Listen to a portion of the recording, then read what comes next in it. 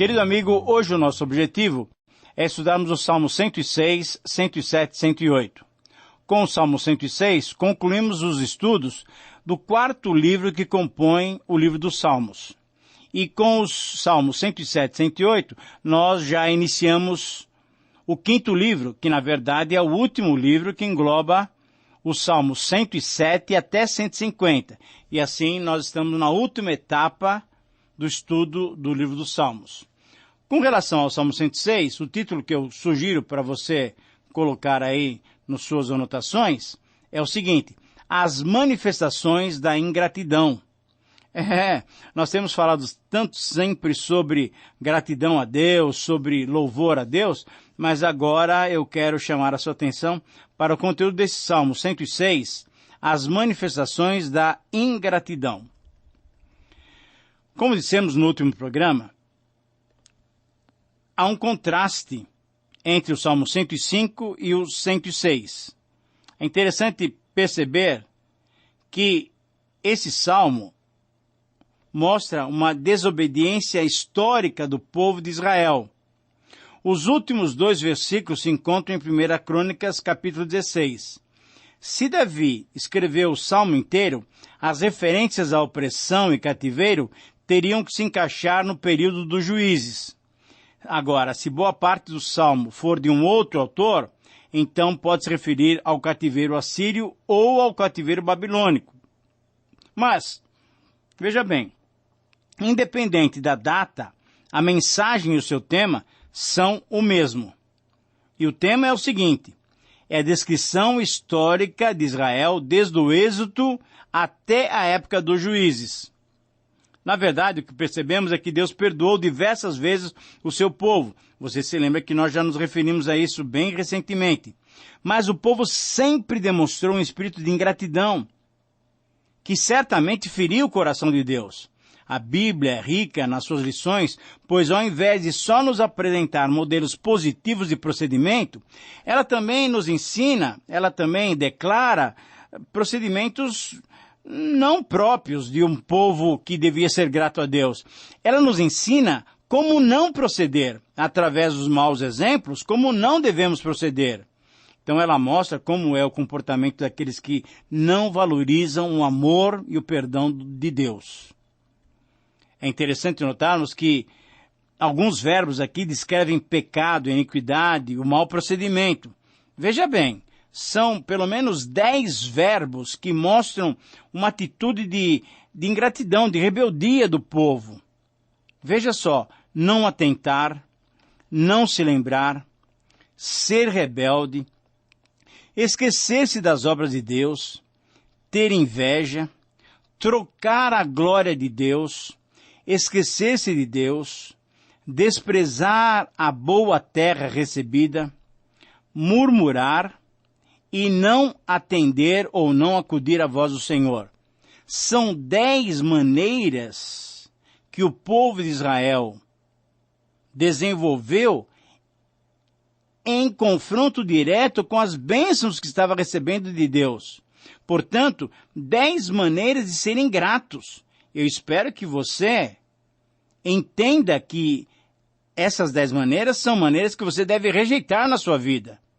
Então, diante desse procedimento tão ruim do povo, que com certeza era um procedimento de ingratidão, o Salmo nos desafia a entendermos o seguinte: a ingratidão, que é a tendência do coração humano, deve ser rejeitada por todos os que temem a Deus. Eu repito então essa frase, que é a síntese do Salmo 106. A ingratidão, que é a tendência do coração humano, deve ser rejeitada por todos os que temem a Deus. Eu espero, querido amigo, que você não seja uma pessoa ingrata, mas que você seja um homem, uma mulher, um servo de Deus, muito grato a Deus por tudo aquilo que Ele tem feito. Mas nós vamos encontrar aqui 5 consequências da ingratidão. Nos versículos 1 a 12, a ingratidão traz como consequência o esquecimento da misericórdia divina. É interessante que o salmista pede nos versículos 4 e 5 para Deus tratá-lo com bondade. No verso 6, o salmista confessa o pecado do povo, comparando a sua desobediência à rebeldia das gerações anteriores. E aí, nos versículos 7 a 12, tudo nesse primeiro ponto ainda, o salmista admite que no Egito e no Êxodo, o povo pecou contra Deus com ingratidão. Mas mesmo assim, o Senhor continuou abençoando. Bem-aventurado os que não viram e creram, disse Jesus a Tomé. Tomé foi um homem incrédulo. E Jesus o repreendeu. Só quando eu ver os sinais.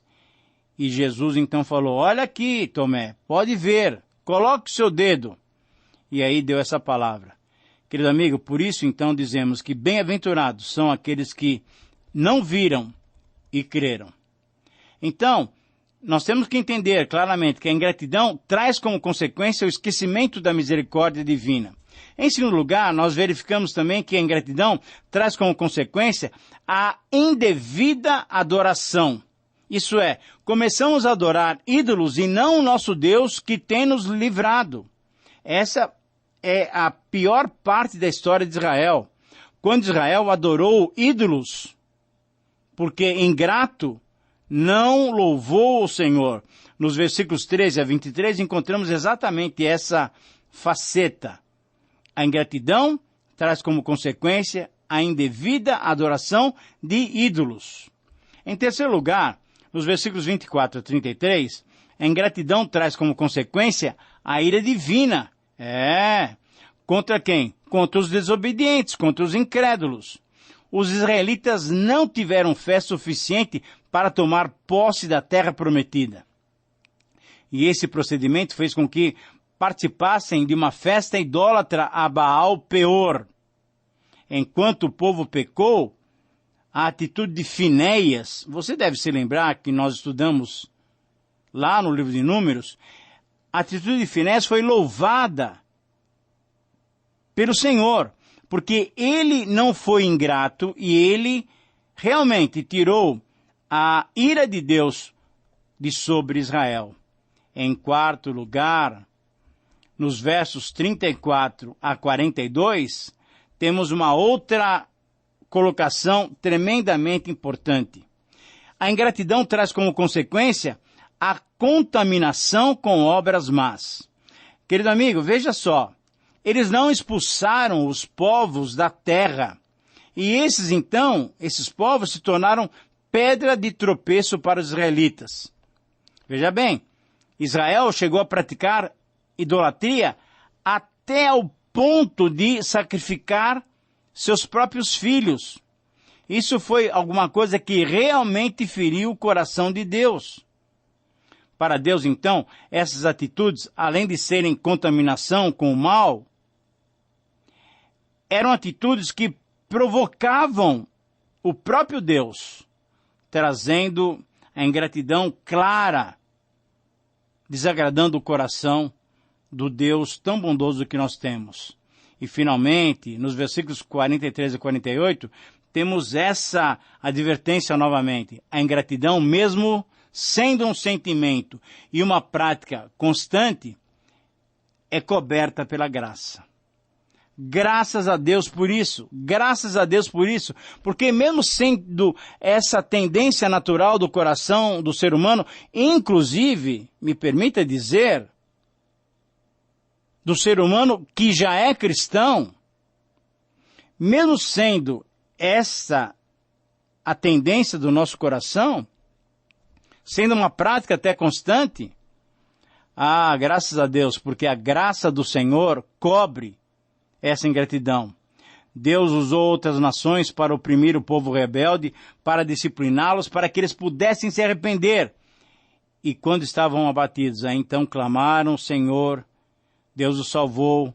E aí depois, eles puderam louvar novamente a Deus.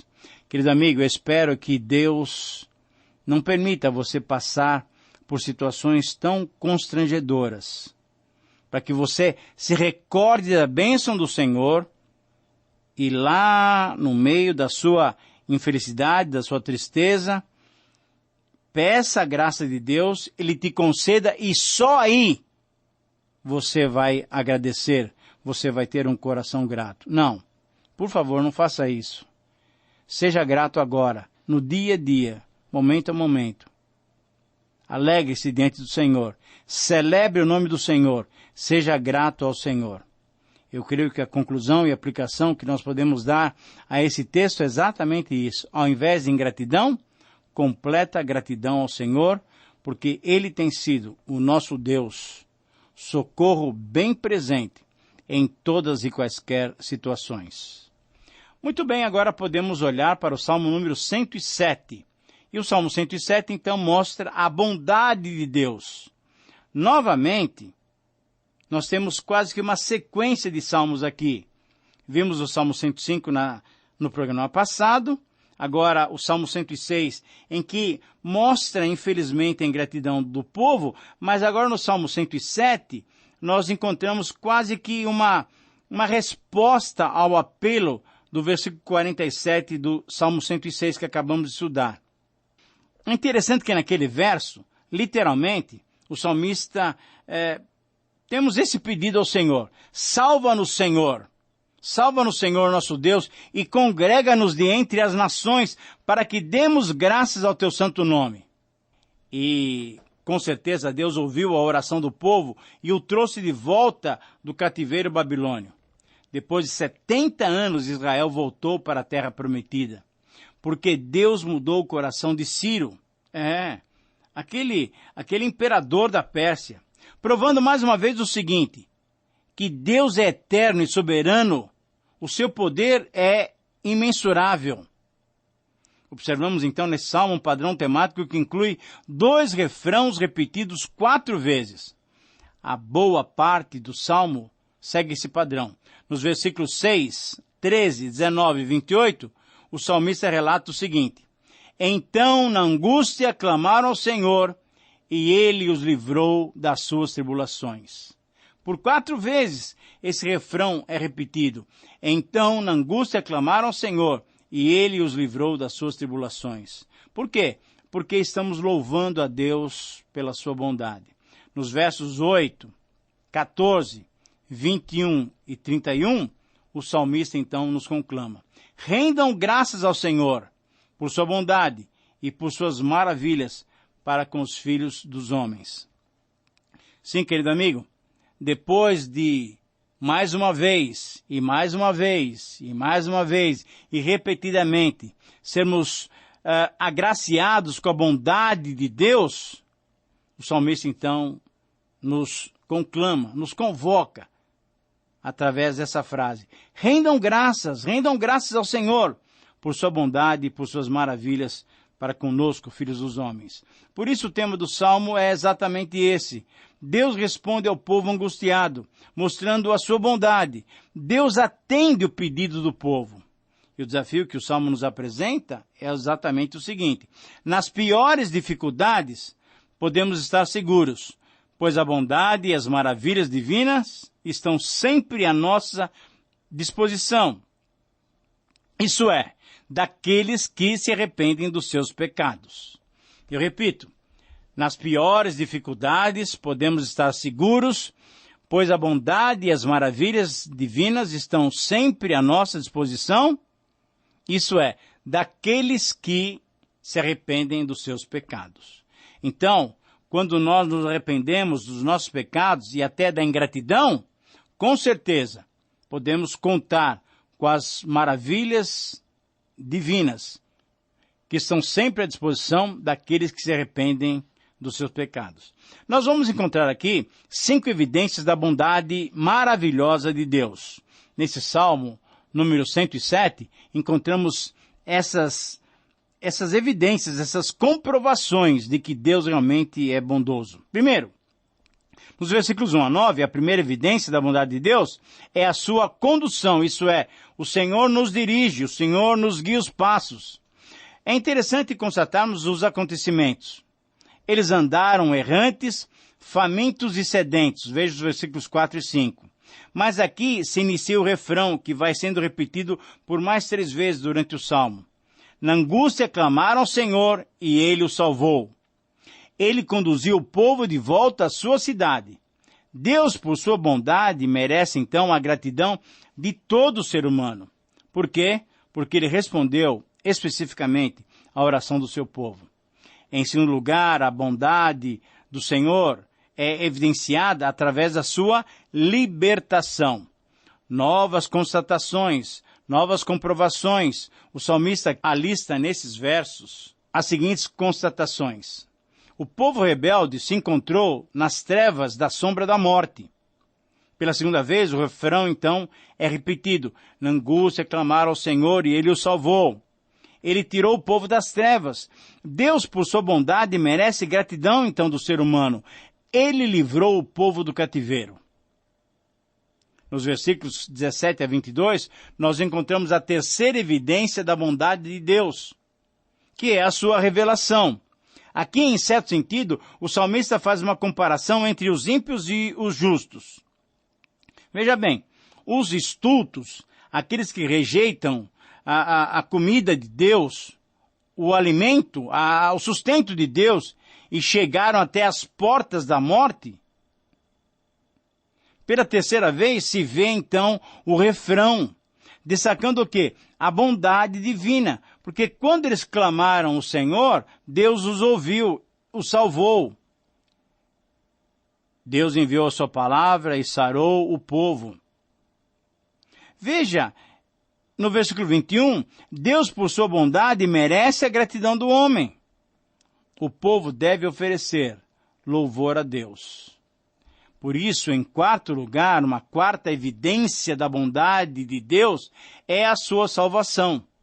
Nos versículos 23 a 32, é digno de nota percebermos o seguinte. O salmista faz um destaque aqui, provavelmente ele se refere aos negociantes israelitas que, além de usarem os rios, usavam também até o Mediterrâneo como rota para os seus comércios. O salmista então destaca alguns pontos. Os homens que navegavam pelos mares percebem a grandeza de Deus e a sua dependência dele. E pela quarta e última vez, ele registra novamente o refrão. Na angústia, clamaram ao Senhor e Ele o salvou. Ele acalmou o mar. Toda a natureza está sob o controle de Deus. Deus o salvou. Por isso, por sua bondade, Deus merece a gratidão do ser humano. Ele deve ser glorificado pelo povo que o ama, que o adora. E em quinto lugar, nos versículos 33 a 43, a quinta evidência, a quinta comprovação da bondade de Deus é a sua bênção. Deus abençoou o seu povo, restaurando a prosperidade na terra. E conforme dos versículos 39 a 42, sempre é bom lembrar que por sua bondade e por seu amor impregnado de justiça, quando as pessoas voltam novamente ao pecado, ele traz opressão para chamar a atenção desses pecadores. Mas depois, quando se arrependem, Deus abençoa os fiéis. Porque Deus é bondoso, Deus é justo e é bondoso. Por isso, o fiel, conforme o versículo 43, o sábio, aquele que é vigilante, deve prestar atenção e aprender sobre a bondade amorosa e justa do Senhor. Muito bem, podemos agora olhar para o Salmo 108, e o Salmo 108 tem um título muito sugestivo, um louvor suplicante. É interessante, esse Salmo, eu já me referi a ele algumas vezes, por isso agora eu quero tratá-lo de uma maneira bem sintética. Os versículos 1 a 5 são parte do Salmo 57. E a outra metade do Salmo, os versículos 6 a 13, nós o encontramos no Salmo número 60. Então, esse Salmo é uma composição de dois Salmos, do Salmo 57 e do Salmo 60. O desafio do Salmo para nós é o seguinte: nossa firmeza deve estar somente em Deus, a quem louvamos e suplicamos baseados em sua misericórdia, fidelidade e santidade. Então veja só, esse Salmo 108, que é uma fusão do Salmo 57 e 60, nos apresenta esse desafio. A nossa firmeza deve estar somente baseada em Deus. Por quê? Porque nós louvamos a Deus e suplicamos baseados na sua misericórdia as bênçãos que nós necessitamos. E nós temos 5 características dessa expressão de louvor suplicante. Ao mesmo tempo que nós louvamos, nós estamos suplicando. Como já temos estudado esse salmo anteriormente, em outros 2 salmos, eu quero colocar as divisões dele para que você possa entender características desse louvor suplicante. Primeiramente, louvamos a Deus e suplicamos a Deus, demonstrando confiança no Senhor, versículos 1 a 5. Nos versículos 5 também e 6, esse louvor suplicante expressa exaltação a Deus. Em terceiro lugar, nos versículos 7 a 9, esse louvor suplicante reconhece o domínio de Deus. Deus é que controla todo o universo, todas as nações. Em quarto lugar, nos versículos 10 a 12, esse louvor suplicante invoca o socorro de Deus. Enquanto louvamos, suplicamos a Deus.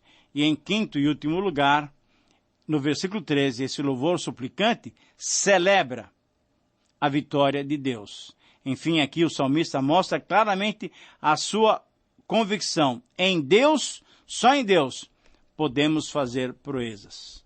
Querido amigo, espero que Deus te abençoe e que você, ao mesmo tempo em que está louvando o Senhor, possa colocar também diante dele as suas súplicas, pois ele nos dá a oportunidade de fazer nele as proezas que nós necessitamos.